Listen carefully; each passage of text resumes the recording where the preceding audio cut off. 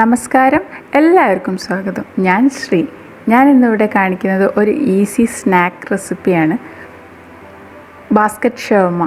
ഇത് ഉണ്ടാക്കാൻ വളരെ എളുപ്പമാണ് കേട്ടോ. നമ്മുടെ വീട്ടിലുള്ള സാധനങ്ങൾ, എളുപ്പത്തിൽ കിട്ടുന്ന സാധനങ്ങൾ ഉപയോഗിച്ചിട്ട് തന്നെ നമുക്കിത് ഉണ്ടാക്കാം. അപ്പോൾ നമുക്ക് നോക്കാം എങ്ങനെയാണ് ഇത് ഉണ്ടാക്കുന്നത് എന്നുള്ളത്. അത് ഞാനിവിടെ എടുത്തിട്ടുള്ളത് 1 കപ്പ് മൈദയാണ്. നമുക്ക് എത്ര വേണമെന്ന് വെച്ചാൽ അതിനനുസരിച്ചിട്ട് മൈദയുടെ അളവ് കൂട്ടോ കുറയ്ക്കുകയൊക്കെ ചെയ്യാം. ഞാൻ 1 കപ്പ് മൈദയാണ് എടുത്തിട്ടുള്ളത്. അതിലേക്ക് ആവശ്യത്തിനുള്ള ഉപ്പും ചേർക്കുക. നന്നായി ഒന്ന് മിക്സ് ചെയ്തതിന് ശേഷം നമ്മൾ വെള്ളം കൂട്ടിയിട്ട് കുഴയ്ക്കാം. നമ്മൾ ചപ്പാത്തിക്കൊക്കെ മാവ് കുഴക്കില്ലേ, അതേപോലെ സാധാ വെള്ളമാണ്, പച്ചവെള്ളമാണ് എടുത്തിട്ടുള്ളത്, ചൂടാക്കിയ വെള്ളമൊന്നുമല്ല. അപ്പോൾ അത് കൂട്ടി നമ്മൾ നന്നായിട്ട് മാവ് കുഴച്ചെടുക്കുക. നന്നായി കുഴച്ചതിന് ശേഷം നമ്മൾ കുറച്ചൊരു ഓയിൽ ചേർത്ത് കൊടുക്കുക. ഒരു നല്ലൊരു സോഫ്റ്റ് കിട്ടാൻ വേണ്ടിയിട്ടാണ്. അപ്പോൾ നന്നായിട്ട് ആ ഓയിൽ ചേർത്തിട്ട് ഒന്നുകൂടെ ഒന്ന് കുഴച്ചെടുക്കുക.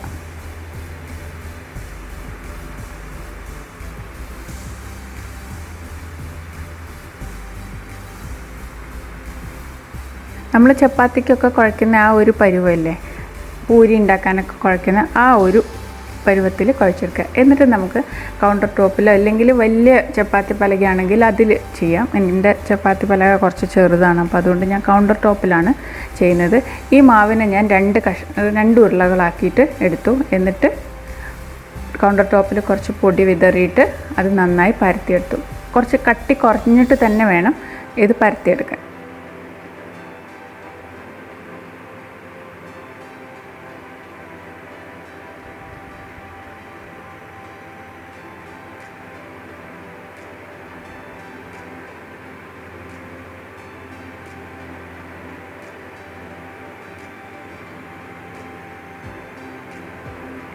നന്നായി പരത്തിയതിന് ശേഷം, കട്ടി കുറഞ്ഞിട്ട് തന്നെ പരത്തിയെടുത്തതിന് ശേഷം അതിലേക്ക് നമ്മൾ ഇതേപോലെ ഒരു പാത്രം എന്തെങ്കിലും വെച്ചിട്ട് നമ്മൾ റൗണ്ടിൽ അത് കട്ട് ചെയ്തെടുക്കുക.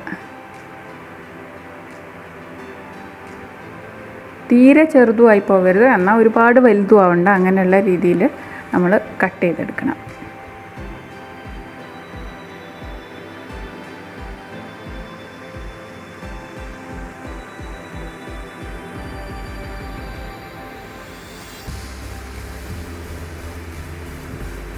ഈ കട്ട് ചെയ്ത് എടുത്തതിന് ശേഷമുള്ള ബാക്കിയുള്ള പീസുകൾ ഉണ്ടാവില്ലേ, അത് നമ്മൾ പരത്തുന്നതിൻ്റെ കൂടെ തന്നെ കൂട്ടിയിട്ട് നമുക്ക് കുഴച്ചെടുക്കാം കേട്ടോ.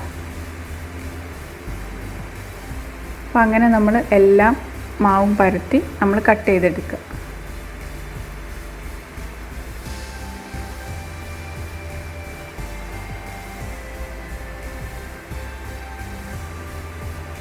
നമ്മൾ ചപ്പാത്തി പലകയിൽ ഇതാക്കിയാലും ഓരോന്നായിട്ടാണ് കട്ട് ചെയ്തെടുക്കാൻ പറ്റുള്ളൂ, അതിൻ്റെ പ്രശ്നമേ ഉള്ളൂ. എന്നിട്ട് ഇതേപോലത്തെ ഒരു സ്റ്റീൽ ഗ്ലാസ് എടുക്കുക. ഞാനിവിടെ 2 തരം ഗ്ലാസ് എടുത്തിട്ടുണ്ട്. ഇതൊന്ന് കുറച്ചൊരു അടിഭാഗം കുറച്ച് വലിപ്പമുള്ളതാണ്. പിന്നെ അല്ലാത്ത ഒരു ഗ്ലാസ്സും എടുത്തിട്ടുണ്ട്. എന്നിട്ട് അതിൻ്റെ മേലെ കുറച്ച് എണ്ണ തടവിയതിന് ശേഷം ഈ ഗ്ലാസിൻ്റെ അടിഭാഗത്ത് എണ്ണ തടവിയതിന് ശേഷം നമ്മൾ ഈ കട്ട് ചെയ്ത് വെച്ചിരിക്കുന്ന പൂരി പോലെയുള്ള ഇതില്ലേ, അത് നമ്മൾ ഇതിൽ ഇങ്ങനെ ചേർത്ത് വയ്ക്കുക. ഒട്ടിച്ച പോലെ ആക്കി കവർ ചെയ്ത് വയ്ക്കാം. എന്നിട്ട് നമുക്കതിൻ്റെ അറ്റം വേണമെങ്കിൽ നമുക്ക് കട്ട് ചെയ്തെടുക്കാം. കട്ട് ചെയ്തിട്ട് ഒരു ഷേപ്പ് കറക്റ്റ് ആക്കിയിട്ട് കൊടുക്കാം. കട്ട് ചെയ്യാതെ എടുക്കുകയും ചെയ്യാം, എങ്ങനെ വേണമെങ്കിലും ചെയ്യാം. നമ്മൾ ഗ്ലാസിൻ്റെ മുകളിൽ കുറച്ച് എണ്ണ പരട്ടിയിട്ട് തന്നെ വേണം ചെയ്യാൻ. കാരണം ഇത് എണ്ണയിൽ ഇട്ട് കഴിയുമ്പോൾ ചിലപ്പോൾ ഇത് ഇങ്ങോട്ട് വിട്ട് വരില്ല ഗ്ലാസ്സിൽ നിന്ന്. എന്നിട്ട് എണ്ണ നന്നായി ചൂടായതിന് ശേഷം തീ കുറച്ച് വയ്ക്കുക. എന്നിട്ട് വേണം നമ്മളിത് ഇടാൻ. ആദ്യം ഞാൻ ചെയ്തപ്പോൾ ഞാനിത് എണ്ണ നന്നായി ചൂടായതിന് ശേഷം പിന്നെ ആ തീ കുറച്ചിട്ടാണെങ്കിലും നല്ല ചൂടുള്ള എണ്ണയിലിട്ടപ്പോൾ കരിഞ്ഞു പോയിട്ടുണ്ടായിരുന്നു. അപ്പോൾ അതുകൊണ്ട് നന്നായി ചൂടായതിന് ശേഷം തീ നന്നായി കുറച്ച് വെച്ച് ഒരുവിധം പാകം ചൂടിൽ വെച്ചിട്ട് വേണം ചെയ്യുക.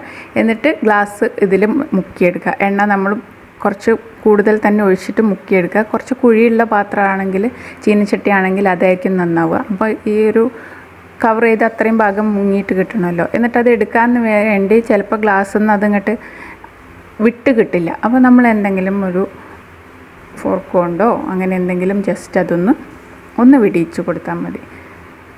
എന്നിട്ട് ഇത് നമ്മൾ നന്നായി ഒന്ന് ബ്രൗൺ കളറാവുന്നവരെ വറുത്ത് കോരിയെടുക്കുക. ഇത് എണ്ണയിൽ തിരിച്ചിടാതെയും വറക്കാം. അങ്ങനെ തന്നെ ഇങ്ങനെ എടുത്തിട്ട് അങ്ങനെ മുക്കിയിട്ട് പൊരിച്ചെടുക്കാം, അല്ലെങ്കിൽ തിരിച്ചിട്ടിട്ടും പൊരിച്ചെടുക്കാം. അത് ഓരോരുത്തരുടെ സൗകര്യത്തിനനുസരിച്ചിട്ട് ചെയ്യാം. ഇതേപോലെ എണ്ണ അതിലേക്ക് ഇങ്ങനെ കോരി ഒഴിച്ചിട്ട് അങ്ങനെ വേണമെങ്കിലും പൊരിച്ചെടുക്കാം, തിരിച്ചിട്ടിട്ടും പൊരിച്ചെടുക്കാം.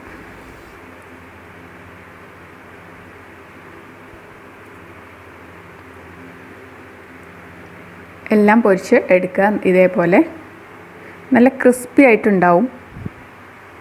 അതിനുശേഷം നമുക്ക് ഇതിലേക്കുള്ള ഫില്ലിംഗ് റെഡിയാക്കാം. അത് നമുക്ക് ഇഷ്ടമുള്ള ഫില്ലിംഗ് ചെയ്യാം. ഞാനിവിടെ ചെയ്തിട്ടുള്ളത് കുറച്ച് വെജിറ്റബിൾസ് എടുത്തിട്ടുണ്ട്. ക്യാരറ്റ്, ക്യാപ്സിക്കം, ക്യാബേജ്, കുറച്ച് ഒലിവ്,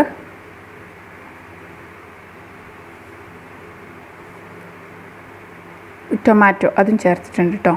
അതും എടുത്തിട്ട് അതിലേക്ക് കുറച്ച് കുരുമുളക് പൊടിയും കുറച്ച് ഉപ്പും ചേർത്ത് മിക്സ് ചെയ്തിട്ടുണ്ട്.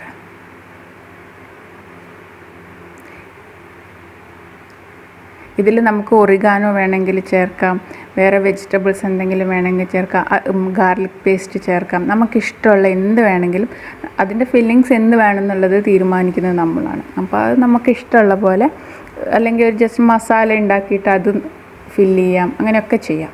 അപ്പോൾ ഞാനിവിടെ കുറച്ച് വെജിറ്റബിൾസും എടുത്തിട്ടുണ്ട്. പിന്നെ അതിലേക്ക് ഞാൻ കുറച്ച് മയോണൈസ് മിക്സ് ചെയ്തിട്ടുണ്ട്.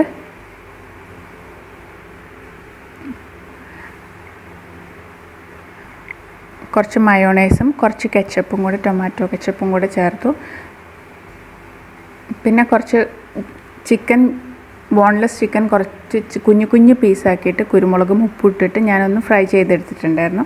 അതും ഇതിലേക്ക് ചേർത്തിട്ടുണ്ട്. ഇതൊക്കെ നമ്മുടെ ഇഷ്ടത്തിനനുസരിച്ച് നമുക്ക് ഓരോന്നും അതിൽ ചേർത്ത് കൊടുക്കാം. ഗാർലിക് പേസ്റ്റൊക്കെ ചേർത്താലും നന്നായിട്ടുണ്ടാവും, നല്ല ടേസ്റ്റി ആയിരിക്കും.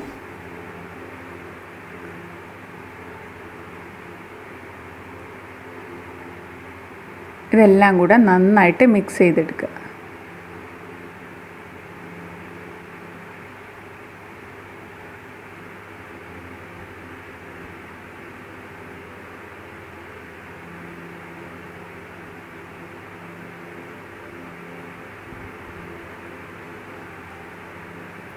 ഞാൻ ബോൺലെസ് ചിക്കൻ ചെറിയ പൊടി പൊടിയാക്കി എടുത്തിട്ടാണ് ഞാൻ ഫ്രൈ ചെയ്തെടുത്തിട്ടുള്ളത്. അതിൽ ഉപ്പും കുരുമുളകും മാത്രം ചേർത്തിട്ടാണ് ഫ്രൈ ചെയ്തെടുത്തത്. അതും കൂടെ മിക്സ് ചെയ്തിട്ട് നമ്മൾ ഈ ഓരോ ബാസ്ക്കറ്റിലും ഇത് നിറച്ചെടുക്കുക. അതിൻ്റെ മുകളിൽ നമുക്ക് വേണമെങ്കിൽ ഒലീവ്സ് വെച്ച് കൊടുക്കാം, മയോണൈസ് വെച്ച് കുറച്ചാക്കി കൊടുക്കാം, കെച്ചപ്പ്, അങ്ങനെ നമ്മുടെ ഐഡിയയ്ക്ക് അനുസരിച്ച് അത് ഡെക്കറേറ്റ് ചെയ്തെടുക്കുകയും ചെയ്യാം. നല്ലൊരു സ്നാക്കാണ്, നല്ല ടേസ്റ്റുമാണ് കഴിക്കാൻ. എന്തായാലും നിങ്ങൾക്ക് ഈ റെസിപ്പി ഇഷ്ടപ്പെട്ടു എന്ന് വിചാരിക്കുന്നു. ഇഷ്ടമായ ലൈക്ക് ചെയ്യാനും ഷെയർ ചെയ്യാനും കമൻറ്റ് ചെയ്യാനും മറക്കരുത്.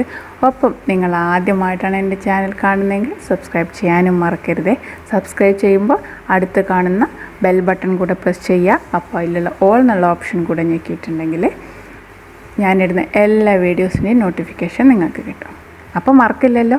ഇനി പുതിയൊരു വീഡിയോയിലൂടെ നമുക്ക് വീണ്ടും കാണാം. Thank you. Stay safe.